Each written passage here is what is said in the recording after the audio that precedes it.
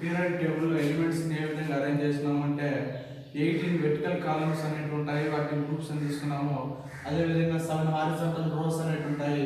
ఈ హారిజాంటల్ రోస్ని మనము పీరియడ్స్గా తీసుకున్నాం. సో గ్రూప్స్ మరియు పీరియడ్స్లో 118 ఎలిమెంట్స్ మనం అరేంజ్ చేసినాం కదా. అరేంజ్ చేసినటువంటి ఎలిమెంట్స్ యొక్క ప్రాపర్టీస్ అనేవి ఇలా గ్రూప్స్లో ఏ విధంగా ఉంటాయి అంటే గ్రూప్లో టాప్ నుంచి బాటమ్ వచ్చేసరికి ఆ ఎలిమెంట్స్ యొక్క ప్రాపర్టీస్ ఏ విధంగా ఉంటాయి, మరియు పీరియడ్స్లో లెఫ్ట్ నుంచి రైట్ పోయే కొద్దీ ఆ ఎలిమెంట్స్ యొక్క ప్రాపర్టీస్ అనేవి ఆ యొక్క గ్రూప్స్లో కానీ పీరియడ్స్లో కానీ ఏ విధంగా ఉంటే మనము ఈ టాపిక్లో డిస్కస్ చేస్తున్నాము. So today's topic is properties of elements in groups and periods గా తీసుకోవచ్చు. The last concept in the chapter classification of elements and periodic table. మరి ఏ యొక్క ప్రాపర్టీస్ మనం ఈ యొక్క టాపిక్ డిస్కస్ చేయాల్సి ఉంటుందంటే సమ్ ఆఫ్ ది టాపిక్స్ వచ్చేసి వాలెన్సీ ఒకటి ప్రాపర్టీ అండ్ అటామిక్ రేడియస్ ఒకటి and ionization energy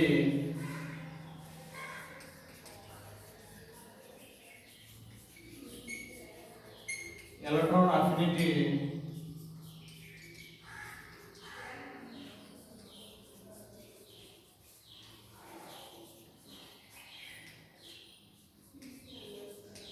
electron negativity and last వచ్చేసి మెటాలిక్ అండ్ నాన్ మెటాలిక్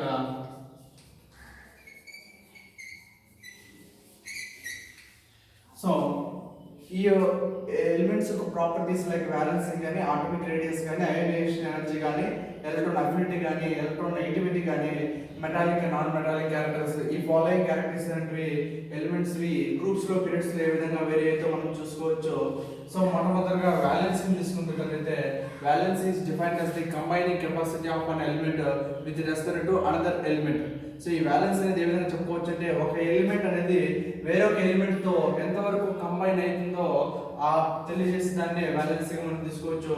ఈ వ్యాలెన్సీని ఏ విధంగా మనం క్యాల్కులేట్ చేస్తామో ఒకసారి చూసుకుందాము. కార్బన్ కానీ కార్బన్ యొక్క ఆటమిక్ నెంబర్ తీసుకుంటే ఇది టెక్న్ 6 గా తీసుకోవచ్చు. మరి మనకు తెలిసిన విధంగా అయితే 4 షెల్స్ అనేవి ఉన్నాయి, KL M and N shells. ఈ 4 షెల్స్ లో మనం ఎలక్ట్రాన్ నింపుకుంటా పోతే K షెల్ లో మాక్సిమం గా 12 ఎలక్ట్రాన్స్ నింపుతావు, L షెల్ లో 8 ఎలక్ట్రాన్స్ నింపొచ్చు అండ్ M షెల్ లో 18 ఎలక్ట్రాన్స్, N షెల్ లో మాక్సిమం గా 32 ఎలక్ట్రాన్స్ నింపొచ్చు. మరి ఆ నింపుకుంటా పోయేటప్పుడు మన దగ్గర ఉన్నటువంటి కార్బన్ యొక్క ఆటమిక్ నెంబర్ 6 అయితే అందులో ఉన్నటువంటి ఎలక్ట్రాన్స్ కూడా 6 కాబట్టి 6 ఎలక్ట్రాన్స్ ఆ యొక్క షెల్స్ లో నింపుకుంటా పోయేటప్పుడు ఫస్ట్ స్మాల్ షెల్ అయినటువంటి K షెల్ ని కంప్లీట్ గా మనం 2 ఎలక్ట్రాన్స్ తో ఫిల్ చేయవచ్చు. మరి రిమైనింగ్ 4 ఎలక్ట్రాన్స్ వచ్చేసి L షెల్ లో మనము ఫిల్ చేయొచ్చు అని చెప్పొచ్చు. సో కార్బన్ యొక్క ఆటమిక్ నెంబర్ ఎంత అంటే 4 గా అంటే 6 అయితే దాని యొక్క వాలెన్సీ అనేది 4 గా మనం తీసుకోవచ్చు. అంటే కార్బన్ అనేది వేరొక ఎలిమెంట్ తో ఎన్ని బాండ్స్ ఏర్పడుతుంది అంటే 4 బాండ్స్ ని ఏర్పడుతుంది. సో ఈ విధంగా మనం కార్బన్ యొక్క వాలెన్సీని క్యాల్కులేట్ చేసుకోవచ్చు. అంటే కార్బన్ అనేది వేరే ఎలిమెంట్స్ తో లైక్ హైడ్రోజన్ కానీ ఆక్సిజన్ కానీ ఆ యొక్క నైట్రోజన్ కానీ అలాంటి వాటితో బాండ్ ఏర్పడుతుంది. సపోజ్ ఈ 4 బాండ్స్ లో హైడ్రోజన్ తో అయితే 4 బాండ్స్ ఏర్పడుతుంది, ఎందుకంటే హైడ్రోజన్ యొక్క వాలెన్సీ 1 కాబట్టి. ఇన్ కేస్ ఆక్సిజన్ అయితే 2 బాండ్స్ ఏర్పడుతుంది, ఎందుకంటే ఆక్సిజన్ యొక్క వాలెన్సీ అనేది 2 కాబట్టి. సో ఈ విధంగా మనం వాలెన్సీస్ అనేది క్యాల్కులేట్ చేసుకొని ఈ యొక్క వాలెన్సీని ఆధారంగా చేసుకొని ఇది వేరొక ఎలిమెంట్ తో ఎన్ని టైప్స్ తో బాండింగ్ అనేది ఏర్పడుతుందో మనము క్యాల్కులేట్ చేసుకోవచ్చు. ఒక 9th క్లాస్ మనం గమనించిన ప్రకారంగా ఈ యొక్క వాలెన్సీస్ అనేటివి ఫస్ట్ 20 ఎలిమెంట్స్ వరకు మనం గమనించుంటాము. సో హైడ్రోజన్ నుంచి ఆ 20 ఎలిమెంట్ అయినటువంటి కాల్షియం వరకు మళ్ళీ ఒకసారి మీరు వాలెన్సీస్ కనుక్కుంటే మీకు ఈజీగా ఉంటుందని చెప్పవచ్చు. సో నెక్స్ట్ అటామిక్ రేడియస్ కి మనం డిస్కస్ చేసినట్లయితే ఈ అటామిక్ రేడియస్ అనేది మనం ఈ 4 షెల్స్ డిస్కస్ చేస్తున్నాం కదా. ఏంటంటే న్యూక్లియస్ కి కొంచెం దగ్గరగా ఉన్నటువంటిది K షెల్, ఆ K షెల్ కి తర్వాత ఉండేది L షెల్, L షెల్ తర్వాత ఉండేది M shell and M shell కి చివరగా లాస్ట్ ఉండేది N షెల్ గా తీసుకోవచ్చు. అంటే మనకు ఉన్నటువంటి 4 shells K L M N అనేటువంటి షెల్స్ లో న్యూక్లియస్ కి దగ్గరగా అతి చిన్న షెల్ అయినటువంటి ఇన్నర్ మోస్ట్ షెల్ గా మనం K షెల్ తీసుకున్నట్లయితే K షెల్ తర్వాత ఉన్నటువంటిది L షెల్, అంటే L షెల్ కన్నా కొంచెం పెద్దది M షెల్, M షెల్ కన్నా పెద్దది N షెల్ గా తీసుకోవచ్చు. అంటే ఈ 4 షెల్స్ లో అవుటర్ మోస్ట్ షెల్ చివరగా ఎలక్ట్రాన్స్ పొందేటువంటి షెల్ ఏది అంటే N షెల్ గా తీసుకోవచ్చు. సో ఈ ఆటమిక్ రేడియస్ మనం డిస్కస్ చేసేటప్పుడు ఏదైతే న్యూక్లియస్ కి దగ్గరగా ఉంటుందో షెల్ అనేది ఈ న్యూక్లియస్ కి ఉన్నటువంటి షెల్ యొక్క రేడియస్ అనేది ఏమవుతుందంటే అంటే ఆటోమిక్ రేడియస్ అనేది చాలా తక్కువగా ఉంటుంది.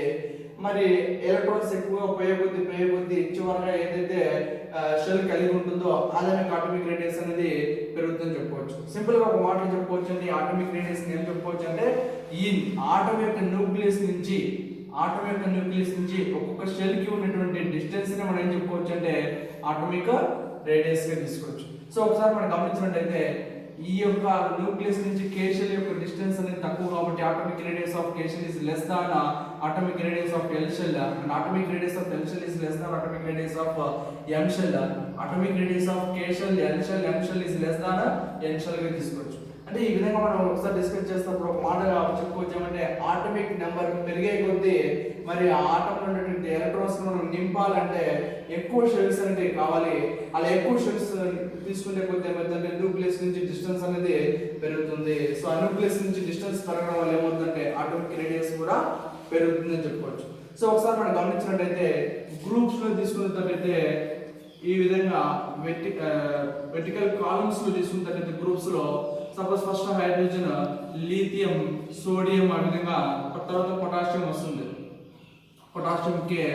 So hydrogen 1, lithium 3, sodium 11 and potassium ఆ యొక్క 19 గా తీసుకోవచ్చు. 1, 3, 11 అండ్ 19. ఒకసారి మనం ఈ గ్రూప్స్ లో గమనించినట్టయితే వీటి యొక్క మధ్య ఆటోమిక్ నెంబర్ డిఫరెన్స్ అనేది చాలా పెద్దగా రావచ్చు. 2 ఇక్కడైతే 8 అండ్ ఇక్కడైతే 8. అంటే గ్రూప్స్ లో టాప్ నుంచి బాటమ్ వచ్చేసి ఆటోమిక్ నెంబర్ డిఫరెన్స్ అనేది చాలా ఎక్కువ ఉంటుంది కాబట్టి ఇక్కడ ఆ యొక్క ఎలక్ట్రాన్స్ నింపాలంటే ఎక్కువ షెల్స్ అనేవి కావాలి. సో ఈ ఆటోమిక్ రేడియస్ అనేది టాప్ నుంచి బాటమ్ వచ్చేటప్పుడు గ్రూప్స్ లో ఏమైందంటే ఆటోమిక్ రేడియస్ అనేది డిక్రీస్ అవుతుందిగా మనము చెప్పుకోవచ్చు. చూడండి, ఆటోమిక్ రేడియస్ అనేది గ్రూప్స్ లో టాప్ నుంచి బాటమ్ వచ్చేసరికి ఆ యొక్క ఆటోమిక్ నెంబర్ డిఫరెన్స్ అనేది చాలా ఎక్కువ ఉంది కాబట్టి అంటే ఆటోమిక్ నెంబర్ ఎక్కువ ఉంది కాబట్టి వాటిని మనం ఫిల్ చేయాలంటే ఆ యొక్క షెల్స్ అనేది కూడా ఎక్కువగా అవసరం అవుతాయి. ఎక్కువ షెల్స్ ఇంక్రీజ్ అయినాయి కాబట్టి ఆటోమిక్ రేడియస్ అనేది గ్రూప్ లో టాప్ నుంచి బాటమ్ వచ్చేసరికి పెరుగుతుందని చెప్పినారు. సో ఇదే ఆటోమిక్ రేడియస్ అనేది పీరియడ్స్ లో ఏ విధంగా ఉంటుంది. సపోజ్ సెకండ్ పీరియడ్ కింద తీసుకున్నట్లయితే lithium, beryllium, boron, carbon, nitrogen గా తీసుకోవచ్చు.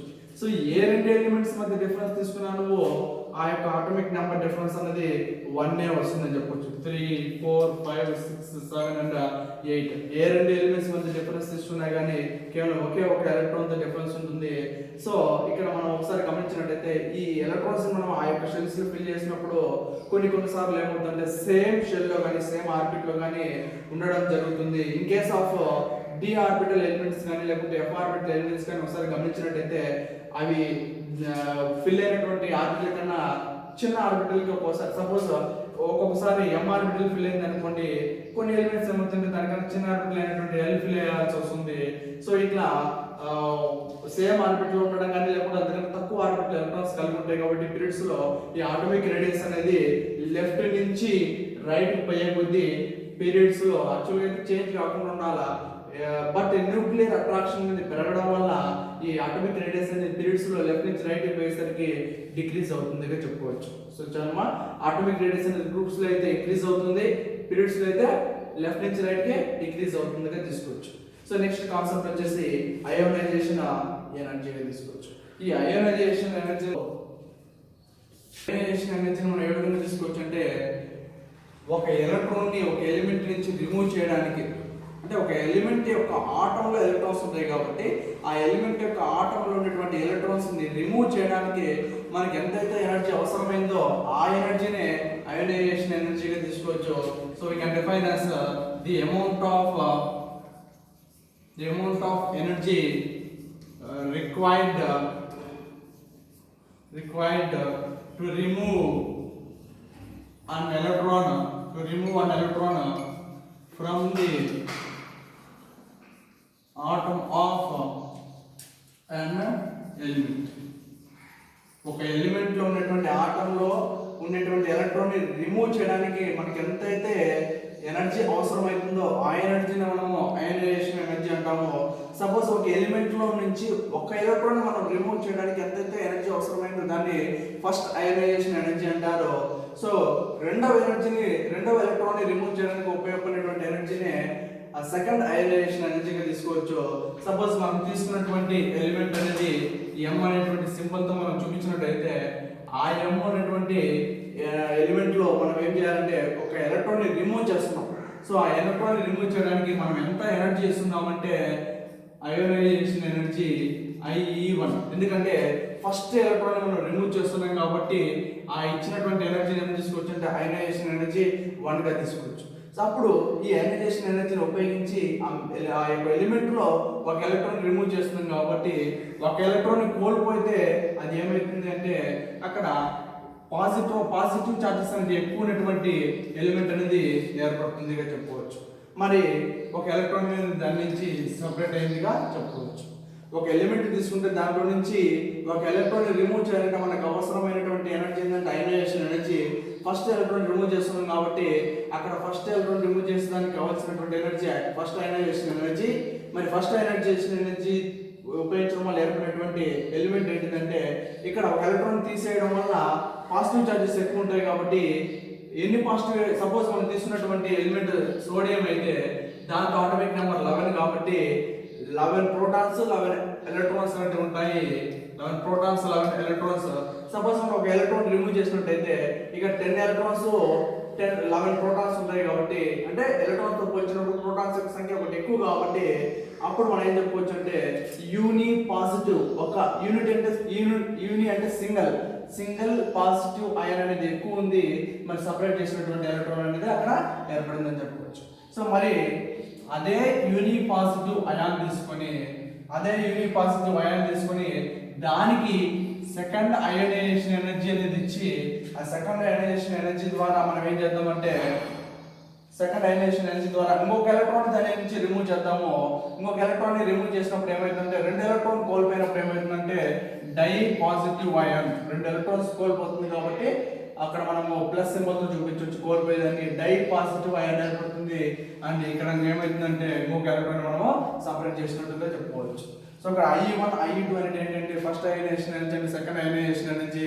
ఈ ఫస్ట్ అయోనైజేషన్ ఏంటంటే న్యూట్రల్ గ్యాసెస్ ఆటమైనటువంటి దాని నుంచి ఒక ఎలక్ట్రాన్ రిమూవ్ చేయడానికి ఎంతైతే ఎనర్జీ అవసరమైందో that is known as first ionisation energy. మరి అక్కడ ఏర్పడినటువంటి యూని పాజిటివ్ అయాన్ నుంచి ఇంకొక ఎలక్ట్రాన్ ని అంటే సెకండ్ ఎలక్ట్రాన్ రిమూవ్ చేయడానికి మనకి ఎంతైతే ఎనర్జీ అవసరమైందో that is known as second ionisation energy. అప్పుడు ఏర్పడినది ఏంటంటే డై పాజిటివ్ అయాన్ అనేది మనకు ఏర్పడుతుందని చెప్పుకోవచ్చు. సో ఇది first ionisation energy and second ionisation energy. So ఈ అయోనైజేషన్ ఎనర్జీ కూడా it depends on some other factors. మరి ఆ యొక్క ఫ్యాక్టర్స్ ఏంటో అయోనైజేషన్ ఎనర్జీ డిపెండ్ అయ్యి మనం ఇక్కడ చూసుకున్నాము. అయోనైజేషన్ ఎనర్జీ అనేది కొన్ని ఫ్యాక్టర్స్ మీద డిపెండ్ అవుతుంది. ఆ అయోనైజేషన్ ఎనర్జీ డిపెండ్ అయ్యేటువంటి ఫ్యాక్టర్స్ ఏంటంటే మొట్టమొదటిది nuclear charge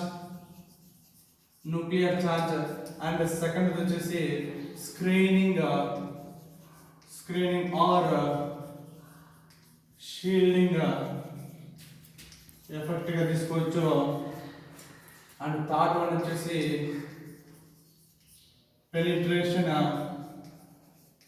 penetration power of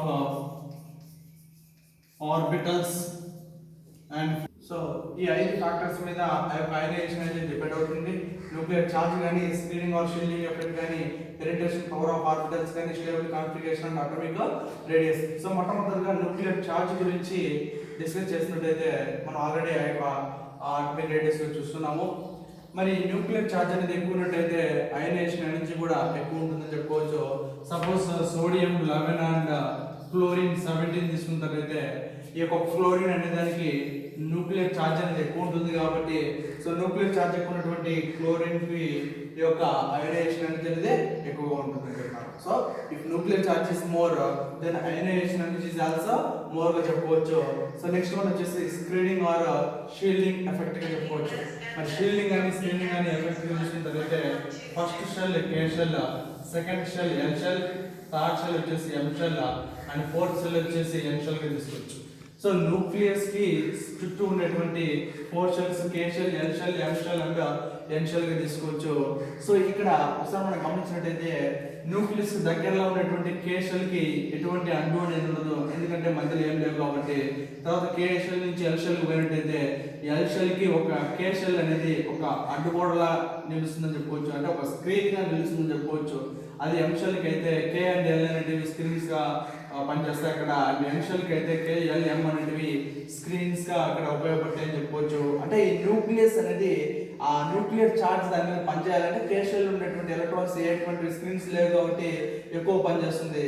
అంటే న్యూక్లియస్ నుంచి డిస్టెన్స్ పెరిగే కొద్దీ ఈ KLM అనేటువంటి స్క్రీన్స్ అనేవి కూడా అక్కడ యాడ్ అవుతున్నాయి కాబట్టి ఈ న్యూక్లియర్ చార్జ్ అనేది డిస్టెన్స్ పెరిగే కొద్దీ వ్యాలెన్స్ షెల్ ఉన్నటువంటి ఎలక్ట్రాన్స్ కానీ లేకపోతే వ్యాలెన్స్ ఆర్బిటల్ ఉన్నటువంటి ఎలక్ట్రాన్స్ మీద ఈ యొక్క న్యూక్లియర్ చార్జ్ అనేది తగ్గిపోతుందని చెప్పొచ్చు. సో ఇక్కడ స్క్రీన్స్ పెరిగే కొద్దీ ఆ యొక్క ఎలక్ట్రాన్స్ మీద న్యూక్లియస్ యొక్క చార్జ్ అనేది తగ్గిపోతుంది కాబట్టి this is also known as screening effect are shielding effect గా తీసుకోవచ్చు. ఒకవేళ ఏ స్క్రీన్స్ లేని k షెల్ లో ఉన్నటువంటి ఎలక్ట్రాన్స్ కి అయితే న్యూక్లియర్ చార్జ్ అనేది ఎక్కువ పనిచేస్తుంది అండ్ షెల్స్ పెరిగే కొద్దీ లాస్ట్ n షెల్ లో ఉన్నటువంటి ఎలక్ట్రాన్స్ కి అయితే ఈ యొక్క న్యూక్లియర్ చార్జ్ అనేది తక్కువగా పనిచేస్తుందని చెప్పుకోవచ్చు. సో ఈ యొక్క స్క్రీనింగ్ ఎఫెక్ట్ కానీ షీల్డింగ్ ఎఫెక్ట్ కానీ ఎక్కువ ఉండేటట్లయితే ఈ యొక్క అయనైజేషన్ ఎనర్జీ అనేది తక్కువగా ఉంటుంది అని చెప్పుకోవచ్చు. సో నెక్స్ట్ కాన్సెప్ట్ వచ్చేసి penetration power of orbitals. Penetration power of orbitals మనం ఎలక్ట్రానిక్ కాన్ఫిగరేషన్ చూసినాం కదా. ఎలక్ట్రానిక్ కాన్ఫిగరేషన్ లో 1s ఆర్బిటల్ మొదటగా నింపి తర్వాత 2s కి తర్వాత 2p కి తర్వాత 3s కి వెళ్ళాలని చెప్పినారు. సపోజ్ ఒకటే ఆర్బిటల్ చెందినటువంటి డీజనరేట్ ఆర్బిటల్స్ ని మనం ఒకసారి చూసినట్టయితే 4s 4p 4d and 4f. So ఇవన్నీ కూడా 4 అనేటువంటి ఆర్బిటల్ సంబంధించినటువంటి 4s 4p 4d and 4f. So ఇక్కడ పెనిట్రేషన్ పవర్ గురించి మనం మాట్లాడినట్లయితే ఇన్ కేసు ఎలక్ట్రాన్స్ ఇవ్వాలంటే ఫస్ట్ ఎలక్ట్రాన్స్ ని ఇచ్చేటప్పుడు 4s అనేటువంటి దాన్ని ఫిల్ చేయాలి. అదే ఒక ఎలక్ట్రాన్స్ ని నువ్వు తీసేయాలి బయటికి దాని నుంచి అంటే f అనేది 1 నుంచి రిమూవ్ చేయాల్సి ఉంటుందని చెప్పొచ్చు. అంటే ఇక్కడ ఉన్నటువంటి ఆర్బిటల్స్ లో 4s is less than 4p 4p is less than 4d and 4d is less than 4f. ఇక్కడ చెప్పేది ఏంటంటే పెనిట్రేషన్ పవర్ ఆఫ్ ఆర్బిటల్స్ లో ఇచ్చేది ఏమైనా ఉంటే చిన్న ఆర్బిటల్ అయినటువంటి s కి ఇవ్వండి, తీసేది ఏమైనా ఉంటే పెద్ద ఆర్బిటల్ నుంచి f నుంచి ఎలక్ట్రాన్స్ మనము తీసేయాల్సి ఉంటుందని చెప్పుకోవచ్చు. This is the penetration power of orbitals గా తీసుకోవచ్చు. అండ్ స్టేబుల్ కాన్ఫిగరేషన్ తీసుకున్నట్టయితే ఈ స్టేబుల్ కాన్ఫిగరేషన్ లో రెండు ఎగ్జాంపుల్స్ మనం మాట్లాడాల్సి ఉంటుంది. Nitrogen which is having atomic number 7 గా తీసుకోవచ్చు and oxygen which is having atomic number 8 గా తీసుకోవచ్చు. సో ఆ యొక్క రెండింటి ఎలక్ట్రానిక్ కాన్ఫిగరేషన్ మనం గమనించినట్టయితే ఆ యొక్క ఎలక్ట్రానిక్ కాన్ఫిగరేషన్ లో 1s2 2s2 ఇంకా 3 ఎలక్ట్రాన్స్ రిమైన్ ఉంటాయి కాబట్టి 2p3 గా తీసుకోవచ్చు. అలా ఆక్సిజన్ తీసుకున్నట్లయితే 8 కాబట్టి 1s2 2s2 ఇంకా 4 ఎలక్ట్రాన్స్ రిమైన్ ఉంటాయి కాబట్టి 2p4. ఈ 1s2 2s2 రెండిట్లో సేమ్ ఉంటాయి కాబట్టి మన ఎలక్ట్రానిక్ కాన్ఫిగరేషన్ ఆర్బిటల్స్ లో నింపేది మనం పక్కన పెట్టుకున్నట్లయితే p ఆర్బిటల్ ఇక్కడ 3 ఎలక్ట్రాన్స్ అనేవి ఉన్నాయి. అక్కడ px py అండ్ pz తీసుకున్నట్లయితే అకార్డింగ్ టు పున్స్ రూల్ ఆ ఉండేటువంటి 3 ఎలక్ట్రాన్స్ ని each orbital should be singly occupied గా తీసుకోవచ్చు. మరి ఆక్సిజన్ కేసులో మనం దాన్ని డిస్కస్ చేసినట్టయితే px py and pz orbitals లో మనకి 4 ఎలక్ట్రాన్స్ ఉన్నాయి కాబట్టి ఈచ్ ఆర్బిటల్ అనేది సింగిల్ గా ఫిల్ చేసిన తర్వాత మనం పేరింగ్ అనేది స్టార్ట్ చేసుకోవచ్చు. సో ఇక్కడ చెప్పేది ఏంటంటే ఈ డీజనరేట్ ఆర్బిటల్స్ అనేటువంటి px py pz అనేటివి హాఫ్ ఫిల్ అయినవి in the case of nitrogen. మనం ముందు చెప్పినట్టు హాఫ్ ఫిల్ అయినా కానీ కంప్లీట్లీ ఫిల్ అయినా కానీ దాన్ని స్టేబుల్ కాన్ఫిగరేషన్ గా చెప్పుకోవచ్చు. But in the case of oxygen లో హాఫ్ ఫిల్ అయ్యేసి మళ్ళీ ఒక చోట పెయిర్ అనేది అయిందని చెప్పుకోవచ్చు. సో ఇక్కడ it is easy to remove an electron from the px orbital of oxygen than in the nitrogen గా చెప్పుకోవచ్చు. ఎందుకంటే nitrogen is half fill and it is having stable configuration గా తీసుకోవచ్చు. సో అటామిక్ రేడియస్ విషయానికి వచ్చినట్టయితే atomic radius అనేది already discuss చేస్తున్నాము. Groups లో అయితే టాప్ నుంచి బాటమ్ వచ్చేసరికి అటామిక్ రేడియస్ ఇంక్రీజ్ అవుతుంది అండ్ పీరియడ్స్ లో లెఫ్ట్ నుంచి రైట్ పోయేసరికి దిస్ అటామిక్ రేడియస్ అనేది తగ్గిపోతుందిగా చెప్పుకోవచ్చు. ఇన్ కేస్ ఈ అటామిక్ రేడియస్ కి ఆ యొక్క అయనైజేషన్ కి మధ్య రిలేషన్ ఏంటంటే అటామిక్ రేడియస్ గ్రూప్స్ లో టాప్ టు బాటమ్ పెరుగుతుంది కాబట్టి అదే గ్రూప్స్ లో ionisation energy top to bottom తగ్గిపోతుంది. అంటే అటామిక్ రేడియస్ పెరిగితే అయనైజేషన్ ఎనర్జీ డిక్రీజ్ అవుతుంది అండ్ తర్వాత అటామిక్ రేడియస్ అనేది పీరియడ్స్ లో లెఫ్ట్ నుంచి రైట్ పోయేసరికి పెరుగుతుంది తగ్గిపోతుంది కాబట్టి పీరియడ్స్ లో ఈ యొక్క అయనైజేషన్ ఎనర్జీ అనేది ఇంక్రీజ్ అవుతుంది. సో ఇది అటామిక్ రేడియస్ రెండు ఎలా ఉంటాయంటే ఇన్వర్స్లీ ప్రొపోర్షనల్ గా ఉంటాయని చెప్పుకోవచ్చు. అండ్ నెక్స్ట్ ఎలక్ట్రాన్ అఫినిటీగా తీసుకోవచ్చు. ఈ ఎలక్ట్రాన్ అఫినిటీని మనము డిస్కస్ చేస్తున్నాం. సో ఇక్కడ ఎలక్ట్రాన్ అఫినిటీని మనము ఏ విధంగా డిస్కస్ చేసుకోవచ్చు అంటే ఒక ఎలక్ట్రాన్ ని ఏదైనా ఒక ఎలిమెంట్ కి ఇచ్చేటప్పుడు ఎంతైతే ఎనర్జీ అనేది రిలీజ్ అవుతుందో, సపోజ్ ఒక ఎలిమెంట్ తీసుకుంటే ఆ ఎలిమెంట్ కి ఒక ఎలక్ట్రాన్ యాడ్ చేసేటప్పుడు దాని నుంచి ఎంతైతే ఎనర్జీ రిలీజ్ అవుతుందో that energy is known as electron అఫినిటీగా తీసుకోవచ్చు. So the amount of energy released when an electron is added to the neutral gases atom of an element.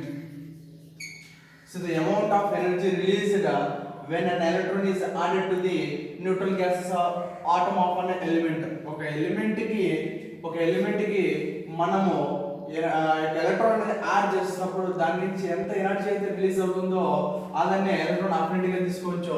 Suppose మనం తీసుకున్నటువంటి ఎలిమెంట్ ని m గా తీసుకున్నాము, దానికి మనం ఏం చేస్తున్నామంటే ఒక ఎలక్ట్రాన్ ని యాడ్ చేస్తున్నాముగా చెప్పుకోవచ్చు. మనం తీసుకున్నటువంటి ఎలిమెంట్ ని m గా అనుకుంటే మనం యాడ్ చేసినటువంటి ఎలక్ట్రాన్ అనేది e గా తీసుకోవచ్చు. సో ఒక ఎలక్ట్రాన్ యాడ్ చేసినటువంటి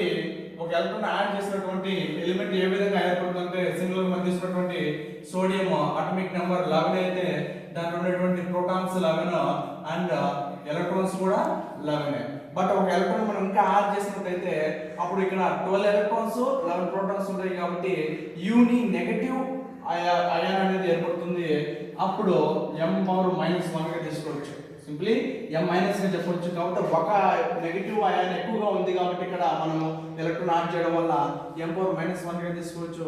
సో అదే సమయంలో ఒక ఎలక్ట్రాన్ యాడ్ చేస్తే మనము రిలీజ్ అయినటువంటి ఎనర్జీని ఏం తీసుకోవచ్చు అంటే ఎలక్ట్రాన్ అఫినిటీ 1 గా తీసుకోవచ్చు. అంటే ఫస్ట్ ఎలక్ట్రాన్ యాడ్ చేసినప్పుడు రిలీజ్ అయినటువంటి ఎనర్జీ కాబట్టి ఎలక్ట్రాన్ అఫినిటీ 1 గా తీసుకోవచ్చు. సో అదే సమయంలో ఇక్కడ ఏర్పడినటువంటి ఒక యూనిట్ నెగటివ్ అయాన్ అనేది ఉంది కదా, ఆ యూనిట్ నెగటివ్ అయాన్ కి ఇంకొక ఎలక్ట్రాన్ కి మనం యాడ్ చేసినట్టయితే ఇక్కడ ప్రోటాన్స్ అయితే 11 ఉంటాయి, ఎలక్ట్రాన్స్ మాత్రం 13 వస్తాయి. ఎందుకంటే 2 ఎలక్ట్రాన్స్ మనం యాడ్ చేస్తున్నాం కాబట్టి అప్పుడు అక్కడ ఏర్పడే దాన్ని డై నెగటివ్ అయాన్ m⁻⁻2 గా తీసుకోవచ్చు. మనకి రిలీజ్ అయినటువంటి ఎనర్జీని ఎలక్ట్రాన్ అఫినిటీ 2 గా తీసుకోవచ్చు. So the amount of energy released when electron is added to the neutral gas of an element is electron affinity గా తీసుకోవచ్చు. ఫస్ట్ ఎలక్ట్రాన్ యాడ్ చేసినప్పుడు ఏర్పడే దాన్ని first electron affinity and second electron add చేసినప్పుడు second electron affinity గా మనము తీసుకోవచ్చు. So ఈ ఎలక్ట్రాన్ అఫినిటీ అనేది పెరిగేది. అండ్ అదే విధంగా పీరియడ్స్ లో అయితే ఎలక్ట్రాన్ అఫినిటీ అనేది లెఫ్ట్ నుంచి రైట్ పోయేసరికి ఎలక్ట్రాన్ అఫినిటీ అనేది ఇంక్రీజ్ అవుతుందిగా మనం చెప్పుకోవచ్చు. సో తర్వాత ఎలక్ట్రాన్ నెగిటివిటీ అనేది మనము డిస్కస్ చేస్తున్నాము. సో ఈ ఎలక్ట్రాన్ నెగిటివిటీని మనం డిస్కస్ చేస్తున్నప్పుడు ఏం చెప్పవచ్చు అంటే ఎలక్ట్రాన్ నెగిటివిటీ అనేది ఆ యొక్క electron affinity plus ionisation energy by 2 గా తీసుకోవచ్చు. దిస్ ఎలక్ట్రాన్ నెగిటివిటీని మనం ఏ విధంగా తీసుకోవచ్చు అంటే electron affinity plus ionisation energy by 2 గా తీసుకోవచ్చు. Electron negativity is defined as the average of electron affinity plus ionisation energy by 2 గా తీసుకోవచ్చు అని చెప్పొచ్చు. మరి ఎలక్ట్రాన్ నెగిటివిటీని మనం ఇంకొక మాటతో కూడా చెప్పొచ్చు, which is also known as electron gain enthalpy తీసుకోవచ్చు. ఈ ఎలక్ట్రాన్ నెగిటివిటీ అనేది ఎక్కువగా ఉండేటువంటి ఎలిమెంట్ ఏంటంటే ఫ్లోరిన్ అండ్ ఎలక్ట్రాన్ నెగిటివిటీ తక్కువగా ఉండేటువంటి ఎలిమెంట్ ఏంటంటే సీజియం. ఎలక్ట్రాన్ నెగిటివిటీ మోర్ గా ఉండేటువంటిది ఫ్లోరిన్ అండ్ తక్కువగా ఉండేది ఏంటంటే సీజియం. మరి ఎలక్ట్రాన్ నెగిటివిటీ అనేది గ్రూప్స్ లో ఏ విధంగా మారుతుంది, పీరియడ్స్ లో ఏ విధంగా మారుతుందంటే ఈ ఎలక్ట్రాన్ నెగిటివిటీ అనేది గ్రూప్స్ లో టాప్ టు బాటమ్ వచ్చేసరికి డిక్రీజ్ అవుతుంది. Electron negativity decreases from top to bottom in the groups and this electron negativity increases from left to right in the periods లో లెఫ్ట్ నుంచి రైట్ పై కొద్ది electron negativity అనేది increase అవుతుంది. అదే groups లో top to bottom వచ్చేసరికి electron negativity అనేది decrease అవుతుంది తీసుకోవచ్చు. అండ్ నెక్స్ట్ వచ్చేసి metallic and non metallic character మనం ఇక్కడ డిస్కస్ చేసుకోవచ్చు. సపోజ్ ఈ యొక్క మెటల్స్ తీసుకున్నట్లయితే ఎప్పుడు కూడా ఎలక్ట్రాన్ పాజిటివ్ గా ఉండడానికి చూస్తాయి, ఎందుకంటే అవి ఎలక్ట్రాన్ ని కోల్పోతారని ఉంటాయి అని చెప్పొచ్చు. సో ఇక్కడ మనము ఒక థర్డ్ పీరియడ్ కింద మనం మాట్లాడినట్టయితే ఈ థర్డ్ పీరియడ్ లో వచ్చేటువంటి ఎలిమెంట్స్ ఏంటంటే లీథియం,